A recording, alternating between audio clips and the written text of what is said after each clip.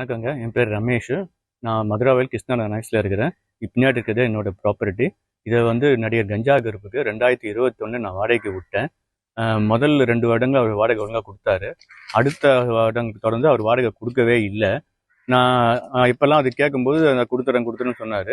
கடந்த வருடம் ஜனவரி மாதம் என்னோட ஓன் பர்பஸுக்காக தான் நான் வீடை கேட்டேன், நீங்கள் காலி பண்ணி கொடுத்துருங்க அப்படின்னு. அப்போ காலி பண்ணி சொன்னார், ஆனால் பண்ணவே இல்லை.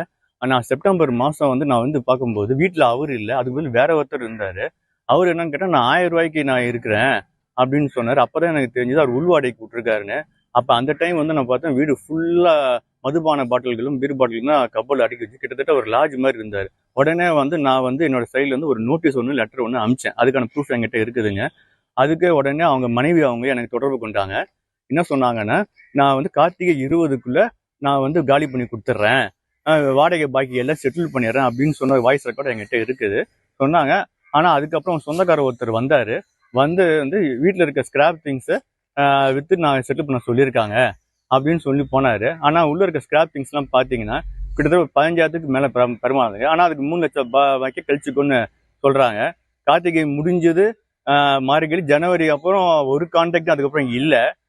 ஓகேங்களா. அதுக்கப்புறம் நான் செவ்வாய்க்கிழமை அன்னைக்கு அவர் நான் கால் பண்ணி கேட்குறேன், என்னங்க வீடு எங்க இது பண்ணுங்க, எப்போ காலி பண்ணுவீங்க, அமௌண்ட் எப்போ கொடுப்பீங்க அப்படின்னு.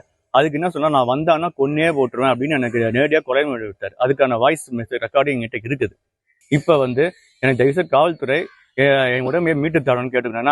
நான் இதுக்கு நான் இஎம்ஐ கட்டி தான் கட்டிட்டு இருக்கேன் இந்த வீடை. அவர் வாடகையும் கொடுக்காம இஎம்ஐயும் கட்டிக்கிட்டு நான் என்னோட வீட்டுக்கு நான் சொந்த வீட்டுக்கு குடிப்பாக முடியாமல் நான் வந்து வாடகை வீட்டில் இருக்கிறேன். மிகுந்த மன உளைச்சலுக்கு ஆளாயிட்டு இருக்கேன், நானே என் மனைவியும் குடும்பமும். தயவு செய்து காவல்துறை தக்க நடவடிக்கை எடுத்து இந்த வீடை மீட்டு கொடுக்கணும்னு, என்னை காப்பாற்றி கொடுக்கும்படி நான் கேட்டுக்கொள்கிறேன். சம்பந்தமா நீங்க காவல்துறையில வழக்கு? நான் அன்னைக்கு கொலை மிரட்டல் அன்னைக்கே வந்து நான் ஆன்லைன்ல கம்ப்ளைண்ட் பண்ணிட்டேன். அதுக்கான ப்ரூஃப் என்கிட்ட இருக்குது. இந்த பாருங்க, ஆன்லைன் கம்ப்ளைண்ட் இது இருக்குது. ஆமா, கொலை மிரட்டல் விடுத்தல் மற்றும் வீடு காலி பண்ணு சப்ஜெக்ட் பண்ணி கொடுத்துருக்கிறேன். இதுக்கு இந்த ஆன்லைன் கம்ப்ளைண்ட்டுக்கு அவர் வந்து காவல்துறை நடவடிக்கை எடுக்கும்படி நான் கேட்டுக்கொள்கிறேன். இது சம்பந்தமா காவல்துறை உங்களை வந்து தொடர்பு பண்ணாங்களா? இல்லை, இது வரைக்கும் இல்லை. ஆனா அவரு நேத்து வந்து 100 கால் பண்ணி வீட்டுல யாரோ இருக்காங்க அப்படின்னு சொல்லியிருக்காரு, பொய்யான தகவல் கொடுத்துருக்காரு. நேற்று எஸ்ஐ வந்தாரு. வந்து நான் தான் வீட்டில் இருந்தேன், பெயிண்டிங் ஒர்க் நடந்துட்டு இருக்கு, நான் ஷிஃப்ட் பண்றதுக்காக ரெடி பண்ணிட்டு இருக்கேன்.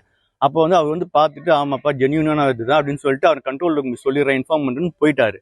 இன்னைக்கு காலையில திடீர்னு கிட்டத்தட்ட ஒரு 9 பேர் குண்டாஸ் மாதிரி ஊர்ல இருந்து வந்திருக்காரு, இன்க்ளூடிங் கஞ்சா கருப்பும் வந்திருக்காரு. வந்து வீட்டை உடைப்பேன் அப்படின்னு சொல்லி மிரட்டிருக்காரு.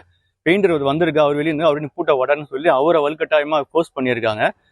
எஸ்ஐ வந்து கூப்பிட்டா நீ வாங்கினா, நான் வந்து சொல்லிட்டேன், சார் கொலை மிரட்டல் விடுத்திருக்காரு, 9 பேர் குண்டாஸ் இருக்கும்போது என் உயிருக்கு பாதுகாப்பு இல்லை, நான் வரமாட்டேன் அப்படின்னு சொல்லி நான் 100க்கு கம்ப்ளைண்ட் ரைஸ் பண்ணியிருக்கேங்க. மனைவி நான் சொன்ன உடனே மனைவி பேசினாங்க பாத்தீங்களா, அப்பயே வந்து பாட்டில காலி பண்ணிட்டாங்க. ஆனா வீடுகள் பாத்தீங்கன்னா குப்பமா இருக்குது. அவரு சொல்றாரு, நான் கடந்த மாசம் வரைக்கும் வாடகை கொடுத்துட்டு இருக்கேன் அப்படின்றாரு. ஆனா அவங்க மனைவி வாடகை பாக்கி இருக்குதுன்னு சொன்னதை என்கிட்ட ப்ரூஃப் இருக்குது. வீடை பாத்தீங்கன்னா பல நாட்கள் வழங்காத வீடு மாதிரி தான் அதை வச்சிருக்காங்க. காலி பண்ணா போதுன்ற மாதிரி ஒரு ஸ்டேஜ் நான் வந்தேன். அதையும் நான் சொல்றேன், காலி பண்ணியா கொடுங்கன்னு. வீட்டையும் காலி பண்ணாம வாடகையும் கொடுக்காம என்ன ரொம்ப மன உளைச்சலுக்கு ஆளாக்குனாருங்க அவரு. 3 லட்சம் ரூபா அவர் தரணும். ஆமாங்க, தரணுங்க. அதுக்குதான் கடைசியா என்ன சொல்றேன், இந்த ஸ்கிராப் எடுத்துட்டு நீங்க கழிச்சுக்கோங்கன்ற மாதிரி சொந்தக்காரர் மூலியமா சொல்லிட்டு சாவியை வந்து கொடுத்துட்டு போயிருக்காங்க சொந்தக்காரர் மூலியமா. நாங்க திறந்து பார்க்கும்போது தான் தெரிஞ்சது அது ஸ்கிராப். என்ன பொறுத்த வரைக்கும் அது ஸ்கிராப் தாங்க. அவர் சொல்றாரு, அவரு 3 லட்சம் எப்படிங்க கழிச்சுக்க முடியும் அந்த பொருளை. இப்போ அவர் கொலை மிரட்டல் விட்டுதான் சொல்றீங்க, அது சம்பந்தமா எதனா ஆடியோ எதனா இருக்குங்களா? ஆடியோ என்கிட்ட இருக்குது.